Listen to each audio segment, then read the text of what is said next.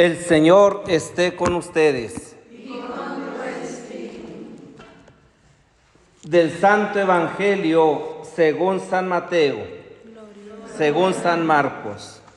Gloria a ti, Señor. Este es el principio del Evangelio de Jesucristo, Hijo de Dios.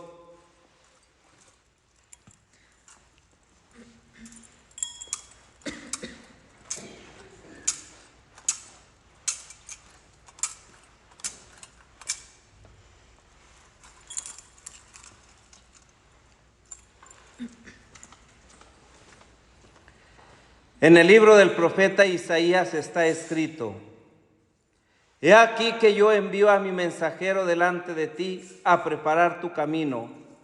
Voz del que clama en el desierto, preparen el camino del Señor, enderecen sus senderos. En cumplimiento de esto, apareció en el desierto Juan el Bautista predicando un bautismo de arrepentimiento para el perdón de los pecados. A él acudían de toda la comarca de Judea y muchos habitantes de Jerusalén. Reconocían sus pecados y él los bautizaba en el Jordán. Juan usaba un vestido de pelo de camello, ceñido con un cinturón de cuero, y se alimentaba de saltamontes y miel silvestre. Proclamaba: ya viene detrás de mí uno que es más poderoso que yo, uno ante quien no merezco ni siquiera inclinarme para desatarle la correa de sus sandalias. Yo los he bautizado a ustedes con agua, pero él los bautizará con el Espíritu Santo.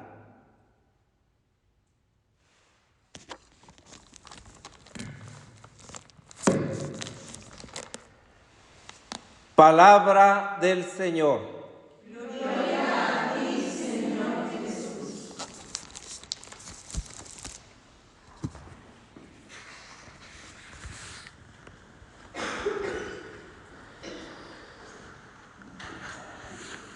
Las palabras del libro del profeta Isaías nos lanzan el reto de que seamos capaces de consolar a los que están tristes, a los que están agobiados, a los que han perdido el sentido de su propia vida.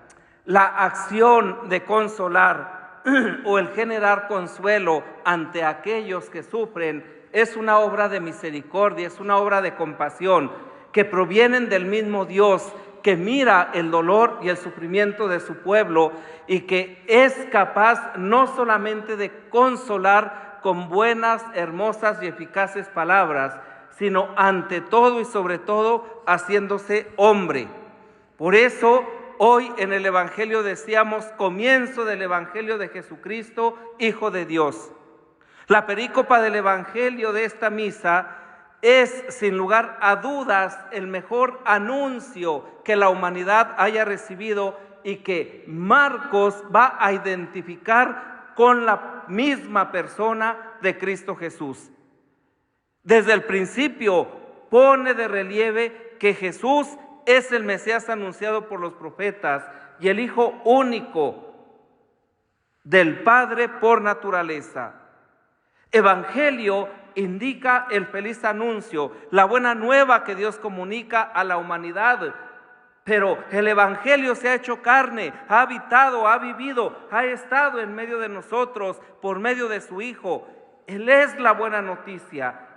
El contenido de esa buena noticia es el mismo Jesucristo. Sus palabras, sus obras, sus acciones manifiestan que Él es la buena noticia para la humanidad.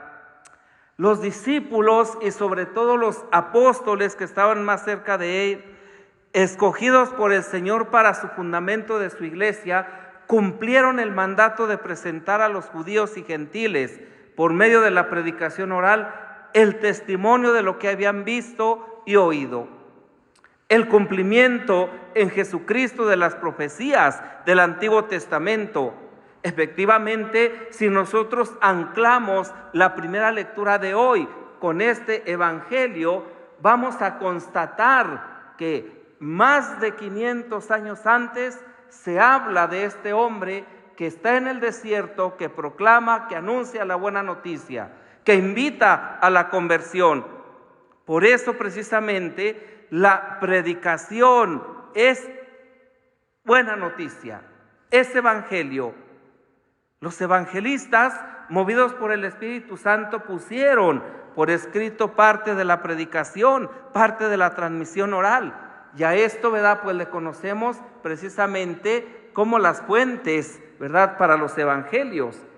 De este modo, por la Sagrada Escritura y la tradición apostólica, la voz de Cristo se perpetúa por todos los siglos y hace oír todas las generaciones y en todos los pueblos. Apareció Juan el Bautista en el desierto, proclamando un bautismo de conversión para el perdón de los pecados. Juan Bautista se presenta ante el pueblo después de varios años pasados en el desierto, ¿verdad?, en un grupo de hombres que aspiraban a la perfección y que se habían separado de los fariseos, que se habían separado, ¿verdad?, de los sacerdotes, que se habían separado de la gente importante de Jerusalén que estaban en torno al templo para vivir una vida realmente radical. A este grupo pertenece Juan el Bautista y también seguramente Jesús estuvo entre ellos. Pero luego Juan el Bautista cogió su rumbo y Jesús el suyo. Pero esto es algo que verdaderamente sucedió. La figura del precursor que invita a la penitencia, que invita al cambio de vida, no es como con el concepto que nosotros conocemos en la actualidad, ni siquiera el mismo bautismo que Juan ofrecía. El bautismo que Juan ofreciera como el signo, la señal, ¿verdad?, de que aquella persona que recibía ese bautismo quería verdaderamente hacer la voluntad de Dios, transformar su vida, cambiar de rumbo. Jesús no tiene nada de qué convertirse. Jesús se enfila, ¿sí?, en las filas de los pecadores. Pareciera que aquel, ¿verdad?, que luego veremos como el Hijo de Dios, pues cometió pecado y por eso tenía que ir a un bautismo de conversión. No, sino para hacer, para acoger, para testimoniar que Él está dispuesto a hacer la voluntad de Dios.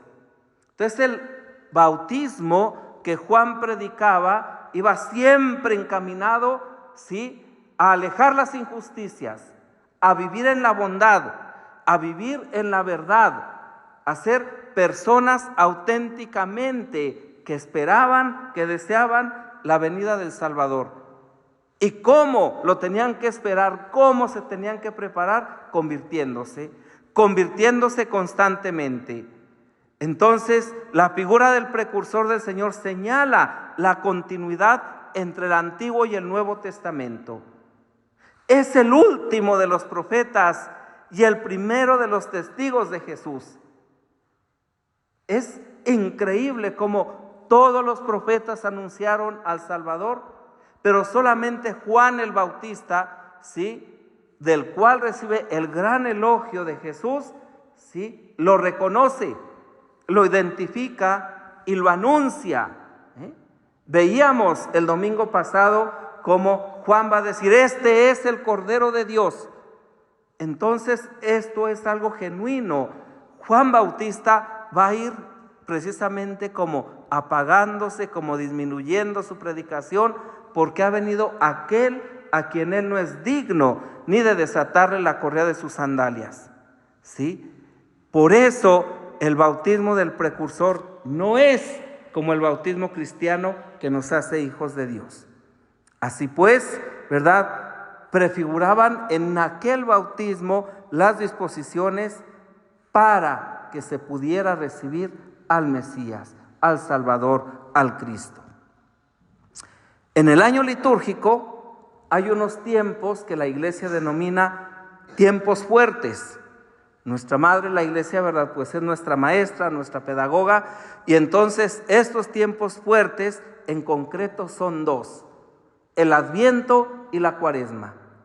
Ambos son distintos, pero ambos convergen, ¿verdad?, en el ideal de la salvación.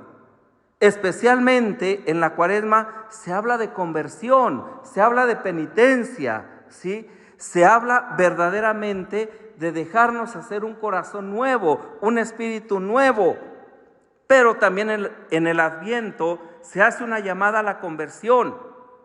El Adviento es esa espera gozosa, ese anhelo, ese deseo, esa zozobra, ¿sí?, del nacimiento del Hijo de Dios.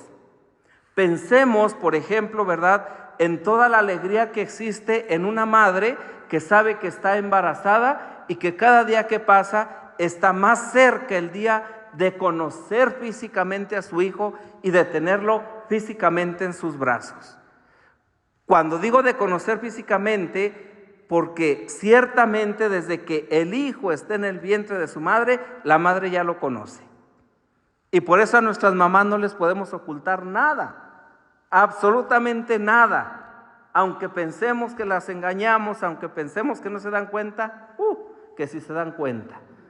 Entonces, de la misma manera que Dios nos conoce desde antes de formarnos en el seno materno, la mamá, una vez que aparecemos en su vientre, empieza a conocernos. Entonces, el Adviento es ese tiempo de espera gozosa de la Navidad, cuando Jesús vendrá con una gracia nueva a nuestras almas.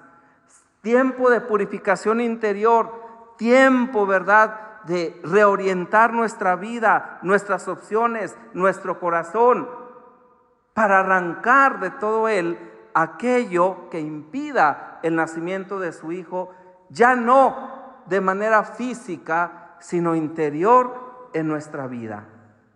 El 8 de diciembre, pues nosotros inaugurábamos, ¿verdad?, pues este magno acontecimiento que la Iglesia precisamente concedía a toda la orden, y que era pues la indulgencia plenaria para todos aquellos que visitaran el Belén en un templo, casa franciscana, ¿verdad? Y que era precisamente como esa manifestación, ese signo de la cercanía de Dios en medio de nosotros.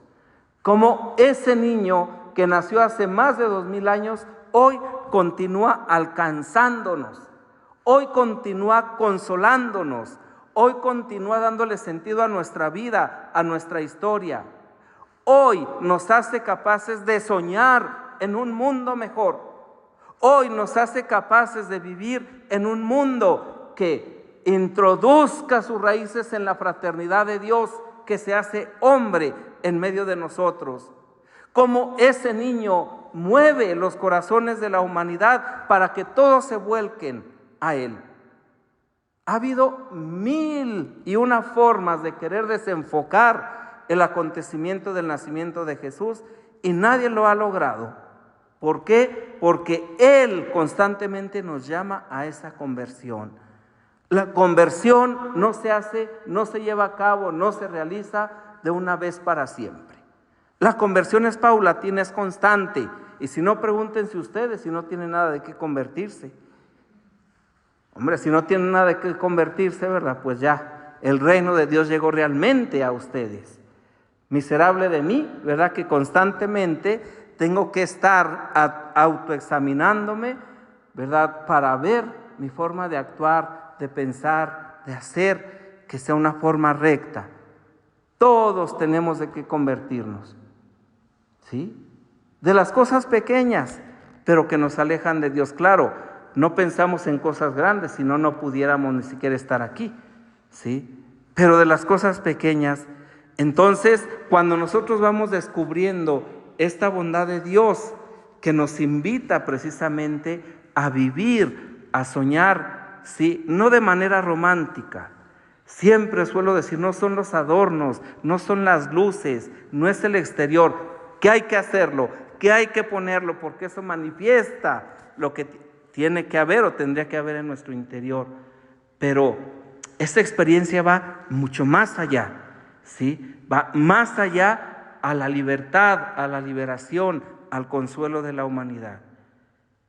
El hecho de acercarnos pues a contemplar el misterio del nacimiento nos invita a acoger la buena nueva como lo que es la buena noticia para nuestra humanidad hoy y para cada uno de nosotros, que podamos vivir en esa libertad. Y cada día que pasa, ¿sí?, como María, como las mamás, que nos demos cuenta de que está a punto de acontecer. En ese aspecto, nuestra vida es un adviento permanente. Pero celebramos el nacimiento histórico y nos hace capaces de renovar ese anhelo, ese deseo. Con María, ¿verdad?, la mujer del adviento, la madre que espera, pues pedimos a ella su intercesión, nos acogemos para que ella nos vaya guiando como estrella de la evangelización por este camino donde podamos fomentar el amor y la paz.